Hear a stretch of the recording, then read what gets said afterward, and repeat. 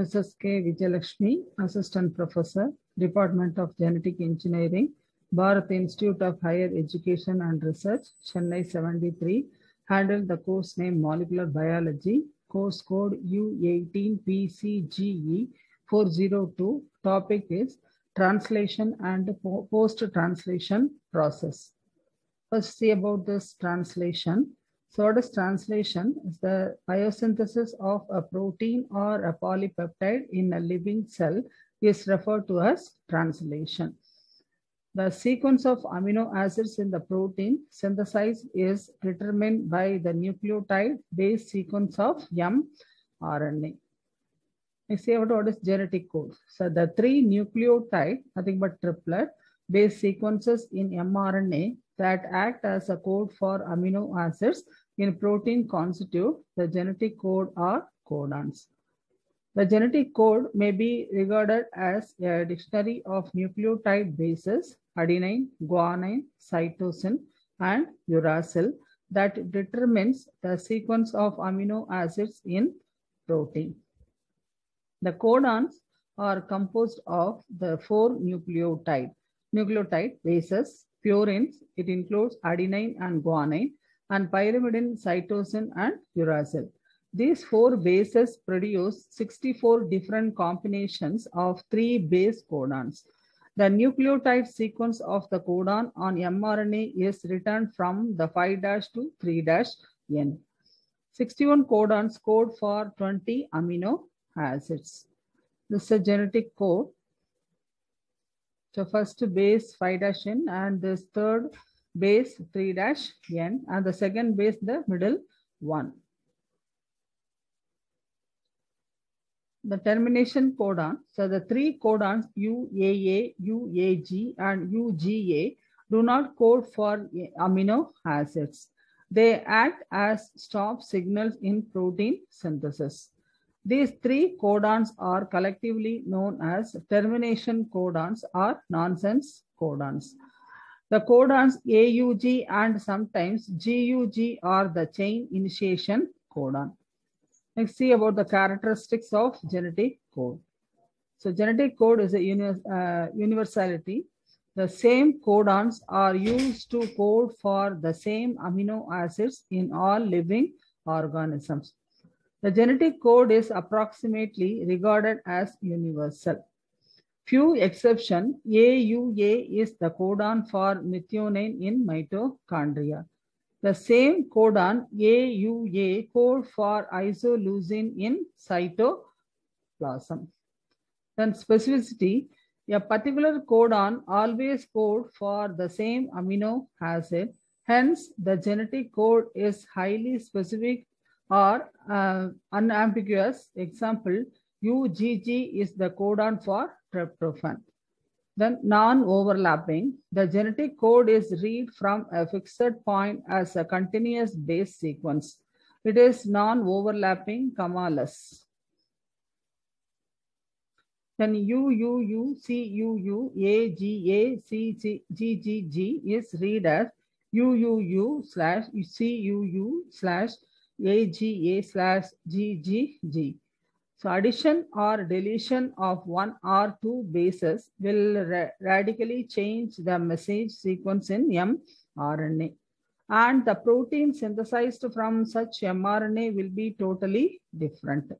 Then degenerate. So most of the amino acids have more than one codon. The codon is degenerated since there are 61 codons to code for only 20 amino acids. Example, glycine has 4 codons. The codons that designated the same amino acids are called synonyms. Most of the synonyms differ only in the third, that is 3'N base of the codon. Let's see about the codon-anticodon recognition. The codon of the mRNA is recognized by the anticodon of tRNA. They pair with each other in antiparallel direction, that is 5' to 3' of mRNA with 3' to 5' of tRNA. The complementary base pairing AUCG occurs between the first two bases of codon and last two bases of anticodon. This is the structure of tRNA, how the codon, the complementary binding, how it takes place, and the anticodon. So anticodon is UAC, how this codon AUG is complementary in this. Next, we see about the wobble hypothesis. A single tRNA can recognize more than one codon. So this is due to third base in the codon often fail to recognize the specific complementary base in the anticodon, nothing but 5' base. Wobbling is attributed to the difference in the spatial arrangement of the 5' end of the anticodon. The possible pairing of 5' end base of anticodon of tRNA with the 3' end base of codon mRNA. So wobble hypothesis explains the degeneracy of genetic code, that is existence of multiple codon for a single amino acid. So A, C, G, A, U, so conventional base pairing, and the UG and GU is a non-conventional base pairing. Next, see about the protein synthesis. The protein synthesis, which involves the translation of nucleotide base sequences of mRNA into the language of amino acid sequences. And the protein synthesis are divided into the following stages. First one is requirement of the component. Second, activation of amino acids. Third, protein synthesis proper. Then chaperones and protein folding. Then post-translational modification. So first say this requirement of component. So all the 20 amino acids are required. Protein synthesis can occur only when all the amino acids needed for a particular protein are available. If there is a deficiency in the dietary supply of any one of the essential amino acid, the translation stops. Then ribosome, the functionally active ribosomes are the centers of factories of our protein synthesis. Ribosomes are huge complex structure, that is 70 S for prokaryotes and 80 S for eukaryotes of protein and ribosomal RNAs. Each ribosome consists of two subunits, one big, one small. The functional ribosome has two sites, A site and P site. Each site covers both the subunits. A site is for binding of amino acid tRNA and P site is for binding peptidyl tRNA during the course of translation. Some authors consider A site as an acceptor site and P site as a donor site. In case of eukaryotes, there is another site called exist-I or E site. The eukaryote contains three sites, A, P, and E. The ribosomes are located in the cytosomal fraction of the cell. They are found in association with rough endoplasmic reticulum to form clusters RER ribosomes where the protein synthesis occurs. Then mRNA, the specific information required for the synthesis of given protein is present on the mRNA. The DNA has passed on the genetic information in the form of codons to mRNA to translate into protein sequence. Then transfer RNA, they carry the amino acids and hand them over to the growing peptide chains. The amino is covalently bound to tRNA at the 3' end. Each tRNA has a 3 nucleotide base sequence, the anticodon, which is responsible to recognize the codon, the complementary bases of mRNA for protein synthesis. Then energy sources, both ATP and GTP are required. Some of the reactions involve the breakdown of ATP or GTP respectively to AMP and GMP with the liberation of pyrophosphate. Each one of these reactions consumes 2 high energy phosphate that are equivalent to 2 ATP. Then protein factors. The process of translation involves a number of protein factors. These are needed for initiation, elongation, and termination of protein synthesis. The protein factors are more complex in eukaryotes compared to prokaryotes. Next, activation of amino acids. Amino acids are activated and attached to tRNA in a two-step reactions. A group of enzymes, namely amino acyl tRNA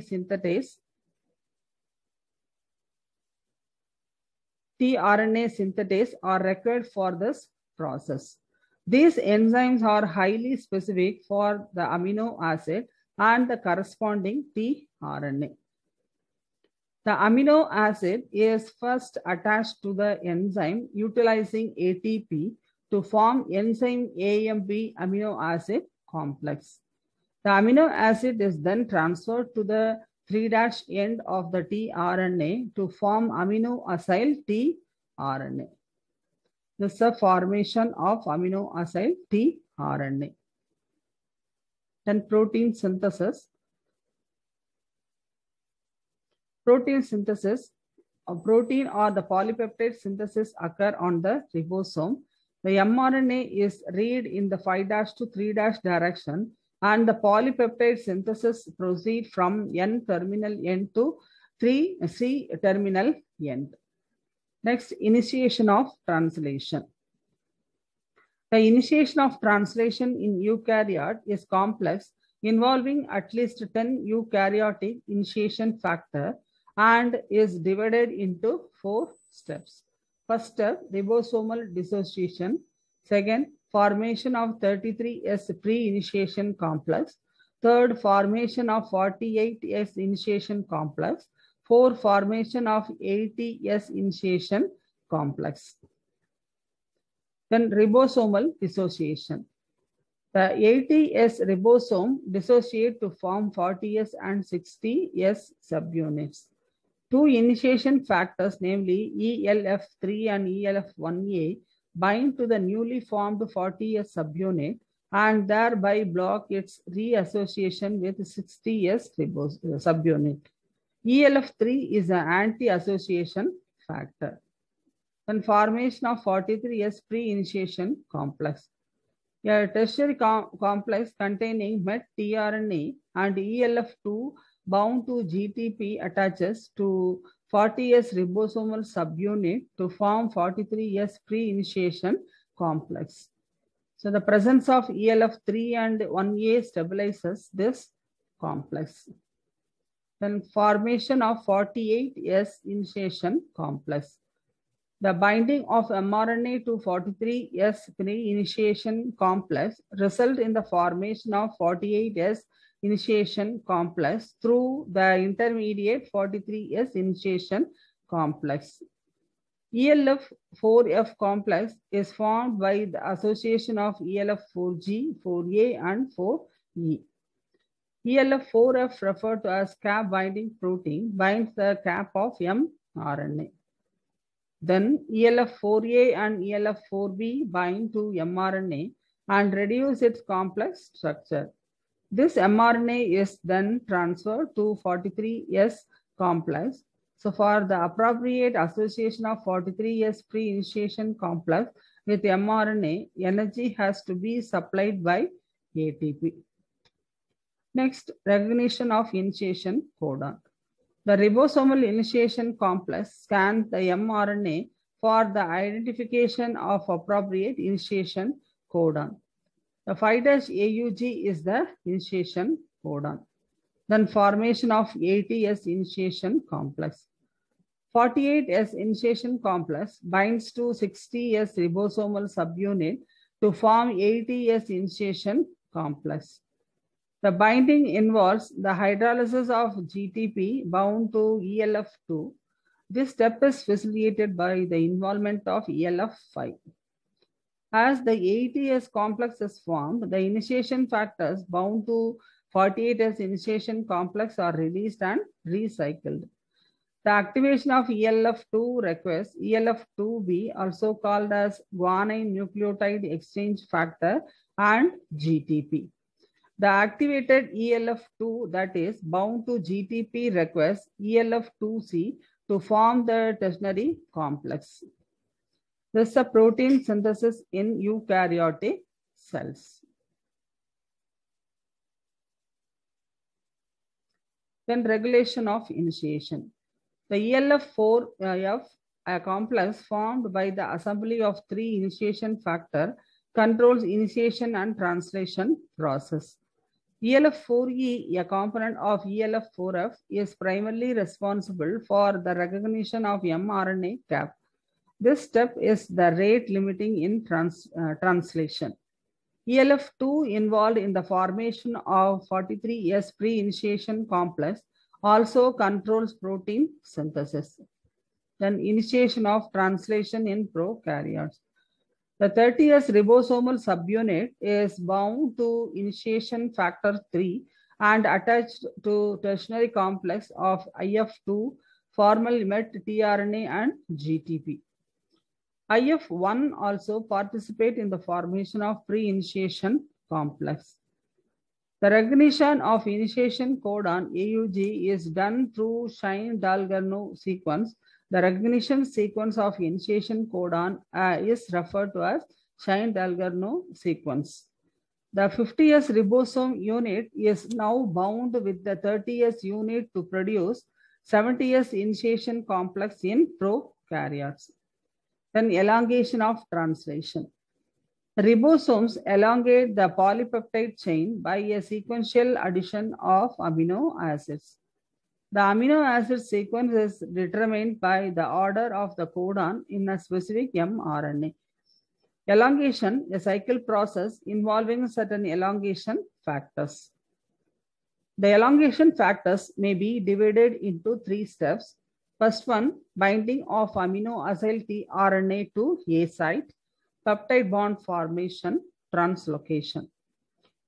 When binding of amino acyl tRNA to A site, the ATS initiation complex contains met tRNA in the P site and A site is free.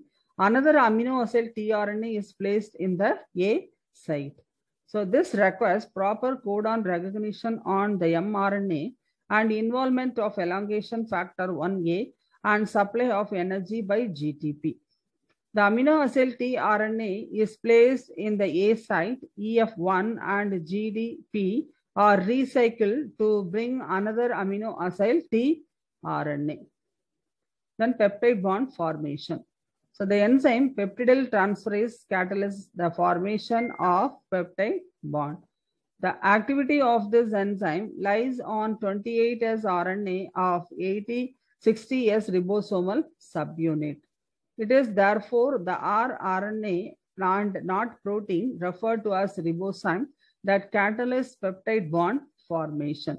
Net result of peptide bond formation is the attachment of growing peptide chain to the tRNA in the A site. This is how the peptide bond formation occurs. See the picture. Then translocation. The ribosomes moves to the next codon of the mRNA towards 3'N. This process called translocation involves the movement of growing peptide chain from A site to P site. And translocation requires EF2 and GTP. GTP get hydrolyzed and supplies energy to move mRNA. EF2 and GTP complex recycles for translocation. Another site, namely exit site, has been identified in eukaryotes. The deacylated tRNA moves into E site from where it leaves the ribosome. So in the case of prokaryotes, the elongation factors are different and there are ET2, ETTS in the place of EF1A and EFG instead of EF2. Then incorporation of amino acids. About 6 amino acids per second are incorporated during the course of elongation of translation in eukaryotes. In the case of prokaryotes, as many as 20 amino acids can be incorporated per second. The process of protein or polypeptide synthesis in translocation occurs with great speed and accuracy. Then termination of translation. So one of the stop or termination signals UAA, UAG, and UGA terminates the growing polypeptide. So the termination codon, which act as stop signals, do not have specific tRNA to bind. This is the elongation and termination of protein synthesis. Then inhibitors for protein synthesis. First one is streptomycin. Then initiation of protein synthesis is inhibited by streptomycin. It causes misreading of mRNA and interferes with the normal pairing between codons and anticodons. Next one is tetracycline. It inhibits the binding of amino acid tRNA to the ribosomal complex. Then puromycin, this has structural resemblance to amino acid tRNA. The puromycin enters the A site and gets incorporated into the growing peptide chain and causes its release. This antibiotic prevents protein synthesis in both prokaryotes and eukaryotes. Then chloramphenicol, it acts as a competitive inhibitor of the enzyme peptidyl transferase and interferes with the elongation of peptide chain. Then erythromycin, it inhibits translocation by binding with 50 a subunit of bacterial ribosomes.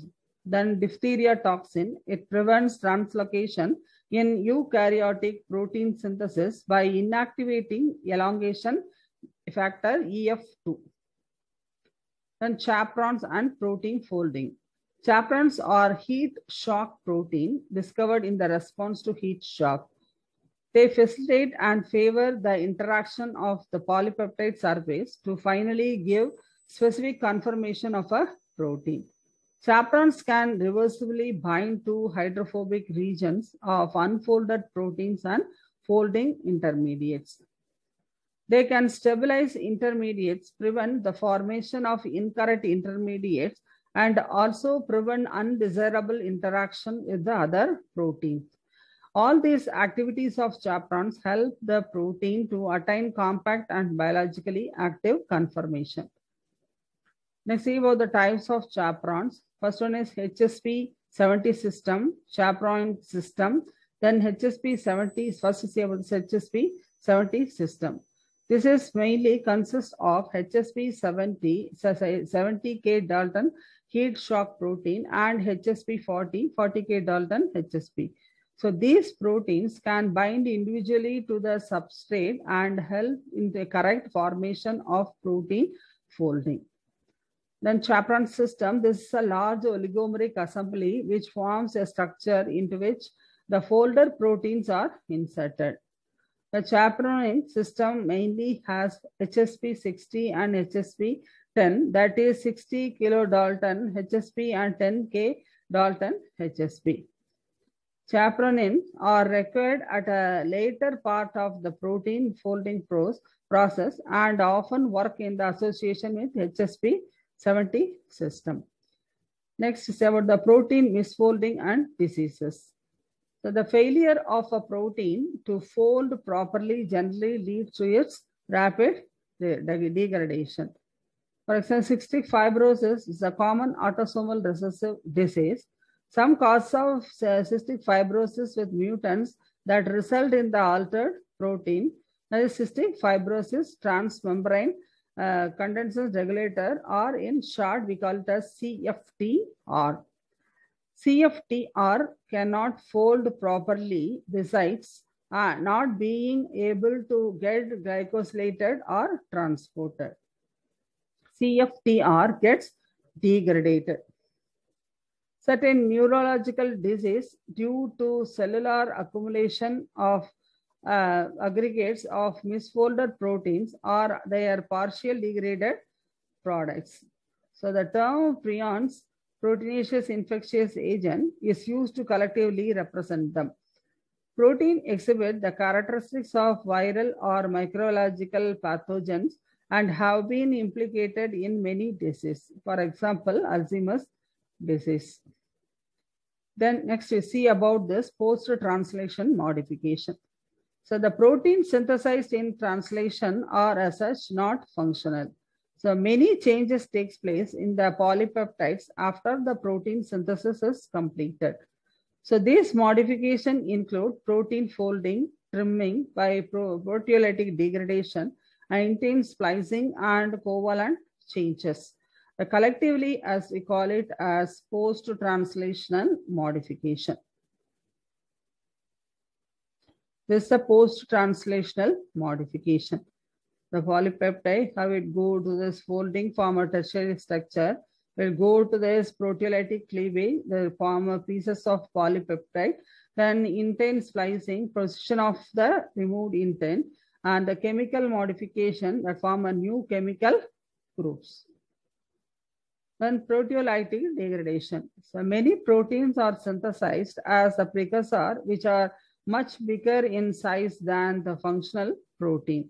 Some proteins of precursor molecules are removed by proteolysis to liberate active proteins. This process is referred to as trimming. Example, pre-proinsulin, then trypsinogen to active forms. So intent or intervening sequence in certain protein, these are comparable to introns in mRNAs. Intent have to be removed and ligated in the appropriate order for the protein to become active. Then the protein synthesized in the translation are subjected to many covalent changes. By this modification in the amino acids, the proteins may be converted to active form or inactive form, phosphorylation, hydroxylation, glycosylation. First, see about the phosphorylation. The hydroxyl group containing amino acids of protein, namely serine, threonine, and tyrosine, are subjected to phosphorylation. The phosphorylation may either increase or decrease the activity of the protein. A group of enzymes called protein kinase. Protein kinases catalyze phosphorylation, while protein phosphatases are responsible for dephosphorylation. So many enzymes that undergo phosphorylation or dephosphorylation, example glycogen synthase. Next, hydroxylation. So during the formation of collagen, the amino acid proline and lysine are respectively converted to hydroxyproline and hydroxysilane. This hydroxylation occurs in the endoplasmic reticulum and require vitamin C. Then glycosylation. So the attachment of carbohydrate moiety is essential for some protein. So hydroxylation. During the formation of collagen, the amino acids proline and lysines are respectively converted to hydroxyproline and hydroxylysine. So this hydroxylation occurs in the endoplasmic reticulum and requires vitamin C. And next one is glycosylation. The attachment of carbohydrate moiety is essential for some protein. So the attachment of carbohydrate moiety is essential for some protein. The complex carbohydrate moiety is attached to the amino acids serine and threonine, O-linked, or to asparagine, N-linked, leading to the synthesis of glycoprotein. So the complex of carbohydrate moiety is attached to the amino acids serine and threonine or to asparagine, leading to the synthesis of glycogen. And next, vitamin K dependent carboxylation of glutamic acid residues in certain clotting factors is also a post-translation modification. Vitamin K dependent carboxylation of glutamic acid residues in certain clotting factor is is also post-translational modification. Thank you.